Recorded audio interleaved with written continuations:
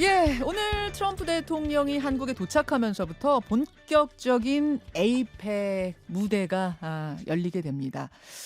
제가 뭐 엠바고 사항이기 때문에 시간은 알려드릴 수 없습니다만 일단 오늘 한미 정상회담 열리고요. 내일 이제 시진핑 주석까지 오게 되면은 미중 정상회담 열리고 또 뭐 한중 정상회담 열리고 숨가쁜 외교 일정들이 진행이 될 텐데 거기에다가 또 하나의 깜짝 이벤트로 기록이 될지 아니면 뭐 그냥 없던 일이 될지 지금으로선 전혀 알 수 없는 한 가지가 더 있죠. 바로 북미 정상 회담이 아니라 회동.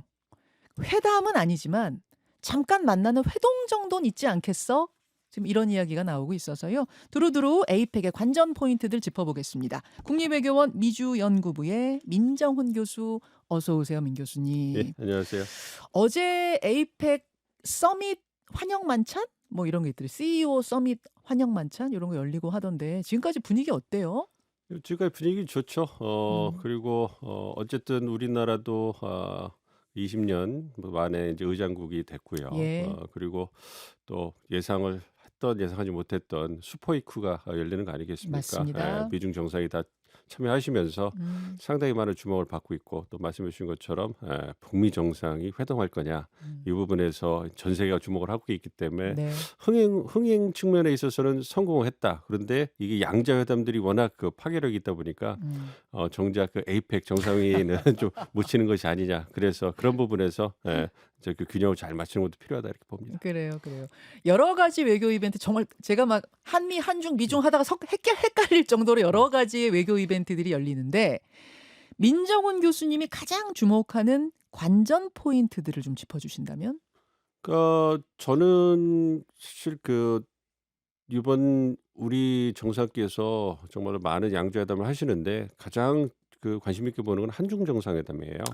한미가 아니라 예. 한중이요? 한미가 우리 정부가 현재 그 국익 중심 실용 외교를 주장을 하고 있고 그 시행을 하고 있고 예. 그래서 그걸 위해서 출범한 이후부터 한미 동맹을 강화하는 움직임, 한미일 음. 협력을 뭐 증대하는 움직임을 이제 해왔죠. 네. 그래서 한미 관계, 한일 관계는 굉장히 좋다 이렇게 보고 있는데 예. 이제 그러한 지평을 넓힐 때가 됐다. 어. 그렇다면은 이제 그 미국과 일본과의 관계를 토대로 해서 주요 외교 대상국인 중국이나 이제 음. 아세안, 이제 음. 호주 이렇게 이제 그 지평을 넓혀 나가야 되는 거고 그거의 가장 중요한 모멘텀이 한중 정상회담이다. 그래서 어. 시진핑 주석이 11년 만에 방한을 하시기 때문에 예. 이를 통해 가지고 이제 보이지 않는 한한령이 해제될 가능성도 굉장히 크고요. 아 그래서 지금까지도 한한령이 있었던 거예요? 그렇죠. 아무래도 문화 교류에 있어서는 아무래도 그 어. 중국 정부의 뭐 예. 공식적으로 인정하지 않지만 음. 어떤 그 지침에 따라서 여전히? 제약을 받는 부분이 많이 어. 풀리긴 했습니다만 그런 어허. 부분이 있으니까 시진핑 주석이 오실 때 음. 많은 선물 꾸러미를 갖고 오실 테니까 뭐 아. 논란이 많은 부분을 건드리지 않더라도 어. 실질적인 부분에서 인적 교류나 문화 교류 예. 그리고 전통적인 무역 부분에서의 어떤 협력을 증대하는 부분에서 물꼬가 튈 수 있거든요. 이거는 아. 우리의 어떤 지평을 넓히는 데 상당히 중요하기 때문에 그걸 가장 중요하게 해서 얼마나 두 정상이 케미를 만들고 어. 이제 협력을 증대하게 토대를 만드냐. 요게 가장 저는 관심을 갖고 있는 포인트라고 좀 보고 싶다. 그렇군요. 사실은 한미 정상회담에서 관세 협상 어떻게 될 것 같아? 북미 회동 열릴 것 같아? 우리는 사실 요 부분에 음. 굉장히 집중하다 보니까 한중 음. 정상회담은 약간 뒷전으로 좀 밀어 놓은 감이 있었는데 말씀 듣고 보니 시진핑 주석이 한국에 오는 게 무려 11년 만이고 게다가 와 가지고 그런 선물 보따리들 여러 개 내놓게 되면 경제적으로 중국 관광객들이라든지 경제 교류 뭐 이런 물꼬가 트기 시작하면 '우리 경제에도 상당한 영향을 줄 거다.' 저는 이런 느낌이 팍 오면서 '아 한중 정상회담을 그래서 첫 번째 관전 포인트로 꼽으시는구나.' 이해가 됐습니다. 두 번째 관전 포인트는요? 두 번째는 이제 절 많이 그 회자가 되는 것처럼 한미 정상회담이죠. 그쵸? 한미 동맹이 음. 가장 중요하고 한미 간에 이제 그 협력을 증대하기 위해서 트럼프 행정부 출범 초기에 이제 관세 협상 그리고 동맹 현대화 부분에서 논의가 진행이 됐는데 네. 어쨌든 동맹 현대화 부분에서는 양국이 어느 정도 합의를 한 것 같고 음. 나머지 남아 있는 부분이 이제 관세 협상이니까 네. 이 부분에서 인제 그 타결을 할 수 있을까? 이 부분이 관전 포인트인데 쉽지는 않아 보입니다. 그 얘기를 인제 깊이 있게 들어가 보죠. 지금 동맹의 현대화 부분에선 얘기가 좀 된 것 같다. 그 이야기를 쉽게 하자면 안보 문제에 있어서는 조금 타결이 됐다고 보시는 거예요? 그렇죠. 동맹 현대화라고 그래서 얘기를 하지만 사실 한미 동맹이 한 70년 이상 동안 운영이 되어 왔고 그 한미 동맹을 둘러싼 전략적 환경 그러니까 한국의 국력도 신장이 됐고요. 네. 또 특히 중국의 어떤 영향력이 음. 부상을 하면서 음. 이제 중국 견제가 미국한테 굉장히 중요한 전략적 이익이 됐고 뭐 음. 이러한 부분을 고려해 봤을 때 또 북한의 군사력도 제고가 되고요. 그런 음. 부분을 고려해 봤을 때 이제는 한미 동맹이 한반도 방어를 지키는 거에서 더 나아가서 인도태평양 지역에 뭐 성장과 번영에도 기여해야 되는 거 아니냐. 뭐 이런 음. 것에 대해서 미국의 요구가 있는 거고 음. 그거를 트럼프 대통령의 어떤 그 의견으로 보면 미국의 어떤 부담을 좀 이제 동맹인 한국이 함께하면서 음. 한국이 보다 주도적 역할을 확대해 줘야 되는 거 아니냐. 그래서 국방비를 좀 증액하고 역량을 강화해야 미국과 함께 한반도를 뛰어넘어서 이 지역에서 어떤 그 안정과 번영에 기여할 수 있는 거 아니냐.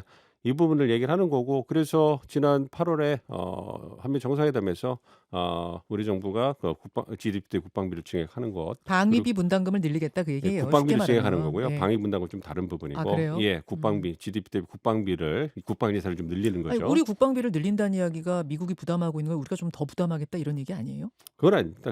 우리가 이제 이 예. 자체 역량을 키우기 예. 위해서 예. 국방비를 늘려야 트럼프 대통령이 좋아하는 무기도 좀 미국산 무기도 살 아 수 있는 것이고 사주고. 예, 그 자체 역량을 키우는 거기 때문에 뭐 그런 음. 부분이고요. 방위비 분담금 협상은 주한미군의 어떤 비용을 갖다가 음. 우리가 이제 같이 이제 분담하는 부분이니까 좀 다른 부분이 있습니다. 그 부분은 그럼 이번에 어떻게 얘기가 안 될 것 같습니까? 네, 그렇습니다. 방위 분담금 문제는 이번에는 포함이 될 것 같지 않고요. 그러니까 음. 8월 달에 정상회담 에서 나온 것처럼 네. 국방비를 증액하는 것 예. 그리고 미국산 무기를 구매하는 부분 그리고 이제 우리가 우리 음. 정부가 가장 관심을 갖고 이제 적극 추진하고 있는 한미 원자력 협정을 개정해서 우리 음. 핵 주권을 좀 찾아오는 부분 음. 이 부분에 대해서는 어느 정도 공감대가 형성이 되고 합의가 돼 음. 있는데 이제 관세 협상에서 좀 그렇죠. 제약이 되는 것 같습니다. 우리 국방비 좀 늘리겠습니다. 이 얘기는 미국 무기 좀 사겠다 이 얘기고 어제 미국 정상과 일본 정상 간에도 미국 무기 사겠다고 일본 총리가 얘기를 했었죠. 비슷한 맥락에서 우리도 그 정도 얘기가 나올 것이다. 그런데 관세 협상은 어떨 것인가? 이게 중요한데 지금 이재명 대통령 워딩하고 트럼프 대통령 워딩을 잘 비교해 보면요. 달라요. 트럼프 대통령은 뭐라고 했냐면 타결에 매우 가깝다. 타결에 매우 가깝다. 제가 워딩 그대로 소개합니다. 이재명 대통령은 뭐라고 했냐면 여전히 모든 게 쟁점이다. 여전히 모든 게 쟁점이다. 민 교수님, 이 워딩에서 느낄 수 있는 온도차가 있죠? 그렇죠. 트럼프 대통령은 이제 공을 한국 측에 넘기면서 미국이 제시하는 조건을 한국이 받으면 음. 이제 협상이 타결이 될 거다. 그러니 한국 정부가 결정을 해라. 결단을 해라. 이렇게 암시를 하는 거고 네. 한국 정부 입장에서는 그렇게 할 수는 없다. 음. 한국 경제에 상당한 부담이 되고 경제적 합리성을 담보할 수가 없기 때문에 한국 경제에 큰 부담이 되지 않는 수준에서 이제 그 관세 협상을 마무리 져야 된다. 뭐 이런 얘기를 하고 있기 때문에 아무래도 의견 차이가 보이고요. 결국은 실무진에 살 수 있는 최대한의 노력을 했다. 그래서 남은 것은 정상들께서 이제 오늘 만나시면 이제 그 정상이 만나시는 테이블에서 논의를 네. 해서 트럼프 대통령이 우리 측의 어떤 입장을 좀 반영해서 좀 음. 통크게 양보를 하시면 그러면 협상이 타결될 가능성이 있으나 그렇지 않으면 관세 음. 협상은 지속될 가능성이 높다 이렇게 보고 있습니다. 지금 어디까지 진행이 된 거래요? 그러니까 미국의 공식적인 입장은 여전히 3,500억 달러를 일시불 현금으로 선불로 달라 이거잖아요. 우리는 그거 안 된다는 거고 어디쯤 가고 있어요 지금? 보안이 상당히 엄중하기 때문에 이게 예. 나오는 그 정보가 거의 없습니다. 국립외교원에서도 모르세요? 뭐 국립외교원 뭐 대단한 정보기관도 아니고요. 아니면 아시는데 모르시는 척하는 것 아니 같기도 그건 하고. 아니고요. 그래서 함구령이 내려졌기 때문에 그 부분에 있어 가지고 정부 부처 내에서도 음. 정보를 구하기 굉장히 어렵다 이런 얘기가 나오고 그래요. 있고요. 뭐 그거는 좋은 거라고 생각을 하고요. 어쨌든 미국이 전액을 투자하는 입장에서는 좀 후퇴를 한 것 같아요. 아 전액 선불 현금. 예, 뭐 그거에서 후퇴를 해서 이제 그 3,500억 달러 중에 어느 정도를 직접 투자로 할 것이냐 투자 금액 네. 그러면 이제 그 부분에 있어서의 어떤 그 후퇴가 좀 있는 것 같고 음. 여기에서 뭐 2천억 달러냐 750억 달러냐 뭐 음. 이런 부분에 대해서는 이제 얘기가 나오는데 확인은 좀 안 되고 있는 상황이고요. 그리고 음. 인제 그거를 동시 투자를 할 거냐 아니면 뭐 분납. 분납을 하고 좀 시간을 두고 할 거냐 그리고 음. 그거를 어떤 방식을 통해서 할 거냐 이런 게 보면 음. 일본 같은 경우에는 처음에는 뭐 일본 7월 달에 그 관세 협상이 타결이 되고 나서 네. 일본 측의 얘기를 들어보면 그 5,500억 달러 중에 1~2%만 직접 투자를 하고 음. 나머지는 대출 보증 형태로 하기 때문에 큰 부담이 없다 했는데 요번에 탄 걸 보면 상당히 좀 변화가 있고 미국 측의 입장을 반영한 그런 부분이 있습니다. 정확하게 어느 정도를 직접 투자할 거냐 요거는 공개가 되지 않고 있지만 네. 어쨌든 미국과 일본이 심의위원회 투자 심의위원회를 만들어서 거기에서 투자처를 선정을 하면 음. 이 부분에 대해서 이제 트럼프 대통령에게 보고가 들어가고 거기에 승인이 떨어지면 음. 이제 그 부분에 대해서 이제 일본 정부에 또 통보를 해 주고 그래서 음음. 일본이 거기에서 그거를 받을 것이냐 받지 않을 것이냐 이런 부분을 고려해서 이제 사업이 음. 진행된다. 이런 정도까지는 MOU가 양해각서가 체결된 것 같아요. 뭐 그런 걸 음. 보면 일본 네. 측의 입장도 좀 반영되긴 했습니다만 음. 여전히 심의위원회 의장이 로트닉 음. 상무장관이고 하다 보면 미국 측에게 유리한 방식으로 인제 음. 진행된 건 사실인 것 같습니다. 그래서 이 부분이 네. 인제 미국 측에서는 롤 모델로 해서 우리를 압박하는 그 근거가 되지 않을까 생각을 하고 있습니다만 어제 그 일본 총리하고 미국 대통령하고 같이 서명한 황금 시대를 여는 뭐 공동 선언인가요? 그 내용은 끝까지 비밀이에요? 그거 어떻게 아직도 몰라요? 우리도 모르고 아무도 몰라요? 아직까지는 좀 지켜봐야 될 것 같고요. 인제 그 문서가 예 나와야 예. 되는 건데 예예. 인제 그 부분에서 말씀해 우리가 관심을 갖고 있는 그 관세 협상에 대해서 얼마만큼 예. 구체적 내용을 명문할 건가 이거는 기대하기 쉽지 않습니다. 큰 틀에서 어. 공동 합의문이 나올 거고 예 관세 예. 협상도 뭐 한 달락 정도를 구성하고 음. 나머지 부분은 뭐 팩트 시트나 아니면 두 음. 정부가 어떤 그 비공개 문서로 인제 음. 공유할 가능성이 크기 때문에 우리가 그 음. 정보를 얻기는 쉽지 않아 보입니다. 그렇군요. 그러면 가정해 보겠습니다. 세 가지 시나리오가 가능한데요. 노 딜, 스몰 딜, 빅 딜. 그러니까 노 딜. 만나긴 만나는데 관세 협상에 대해서는 아무것도 진전 없이 그냥 헤어지는 뭐 요 케이스. 스몰 딜은 하나라도 뭔가 작은 거 하나라도 문서화 서명화가 가능한 거. 빅 딜은 아예 진짜 관세 협상이 이번에 시원하게 뭐 안보 협상, 관세 협상이 일괄 타결이 되는 거. 가능성 어느 쪽으로 보십니까? 다 열려 있죠. 그러니까 우리 입장에서는 7월 8월 정상회담 그때의 그 얘기를 보면 네. 말씀드린 것처럼 외교 안보 부분에서는 좀 합의가 됐다고 그랬잖아요. 그래서 네. 우리는 그 부분이라도 좀 합의문을 내고 발표하고 싶었는데 미국 측에서 포괄적 패키지 즉 음. 안보하고 통상을 다 합친 음. 그러한 패키지를 발표하자 이래서 어떤 유예가 된 거거든요. 근데 그런 음. 입장을 미국이 이번에도 음. 계속 지속을 하고 음. 그리고 관세 협상이 타결이 되지 않는다면 예. 그렇다면 인제 어떤 문서 없이 말씀 그냥 노딜. 노딜이라든지 아니면 정상간의 신뢰를 확인을 하고 이제 계속 음. 논의해 나가겠다. 뭐 이런 부분 정도가 될 거고 그렇지 음. 않다면 트럼프 대통령이 정치적 성과가 필요하니까 음. 그것도 중요한 부분이 있잖아요. 한국이 국방비를 증액하기로 하고 미국산 무기를 또 구매하기로 했다. 이런 부분에 대해서 스몰 딜. 안보 부분에서의 음. 어떤 성과만을 발표하는 그런 것도 갈 수 있는데 그 지켜봐야 될 것 같습니다.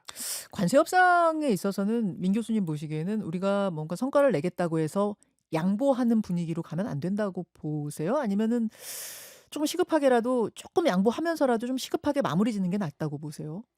그러니까 계속 좀 진행을 해 봐야죠. 지금까지 우리가 감내할 수 있는 수준으로 투자를 하기 위해서 지금까지 협상을 해 왔지 네. 않습니까? 그래서 그런 부분에서 지속적으로 이제 협상을 해서 최대한 우리의 국익을 담보하는 방향으로 가야 되는 게 필요한데 근데 그게 너무 길어지면 음. 아무래도 우리 기업들 특히 이제 자동차 산업이나 이런 부분은 그렇죠. 대미 경쟁력이 좀 하락한 부분이 있기 때문에 그것도 너무 길어지는 것도 바람직하지는 않아 보입니다. 그래서 그게 고민이죠. 예 네. 그래서 네. 우리 국익을 담보하는 그러한 그 조건 하에서 양국이 어떤 그 협상을 타결할 수 있기를. 음. 그래서 트럼프 대통령이 딜 메이커라고 얘기를 하니까 통 크게 그러니까요. 양보를 하시는 게 필요하지 않을까 봅니다. 예측 불허인 스타일이기 때문에 지금 분위기로서 빅딜이 쉽진 않아 보이지만 예측 불허 트럼프라면 또 기분 좋아서 빅딜을 하진 않을까라고 조금은 기대해 봅니다. 우리에게 그래서 유리하게. 결국은 말씀드린 딜 메이커니까 어떻게든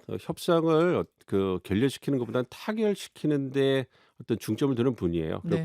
과정보다는 결과에 방점을 찍는 분이기 때문에 그런 부분을 고려해 본다면 이번에 음흠. 아시아 순방을 통해 가지고 이제 그 피스메이커로서 뭐 태국 캄보디아의 어떤 평화 협정도 주재를 하고 일본을 그 들르면서 이제 그 경제적 성과도 얻고요. 그리고 한국을 들러서 이제 또 그 경제 성과와 안보 부분의 성과를 얻어 간다면 네. 얼마나 좋은 그런 정치 성과 패키지겠습니까? 그래서 조선업이라든지 원자력 부분에서 한국의 기여할 부분이 크기 때문에 네. 그거를 내세워서 트럼프 대통령이 통 크게 양보하고 결단을 하는 모습을 보여주기를 기대하고 있습니다. 자, 세 번째 관전 포인트로 넘어갑니다. 아마 세 번째는 히든 이벤트, 깜짝 이벤트, 북미 정상 회동. 이제 회담은 아닌 것 같아요. 시간상 뭐 물밑 접촉 없이 실무 접촉 없이 회담이 열리긴 어려우니까 회동이라도 열리겠는가 이렇게 질문 드려볼게요. 어떻게 보세요?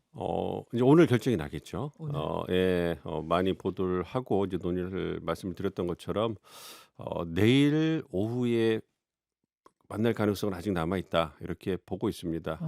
어쨌든 얼마나 남아 있다고 보세요? 어제 홍민 음, 연구위원은 나오셔가지고 5% 보시더라고요. 그러면 너무 너무 기대 낙관하면 안 되니까 한 10%? 민 교수님은 10%. 그러니까 지금 그 북한에서 그 트럼프 대통령의 그 러브콜에 화답을 안 하고 있는 것은 사실인 것 같아요. 그렇지만 음. 지속적으로 트럼프 대통령이 제시하는 카드를 다 제시하면서 이제 정말로 강하게 러브콜을 보내고 있기 때문에 북한 입장에서도 김정은 위원장 입장에서 정상 국가를 꿈꾼다면 미국과의 관계에서는 꼭 필요한 것이고 그러면 트럼프 대통령만큼 북한에게 우호적인 입장을 가진 사람이 그 대통령이 없단 말이에요. 그렇죠. 그걸 놓치기 아까울 거기 때문에 그렇죠. 그런 부분에서 깜짝 회동하면서 어떤 정상 어. 국가의 지도자의 이미지 그리고 미국 정상이 이렇게 나를 만나고 싶어 한다.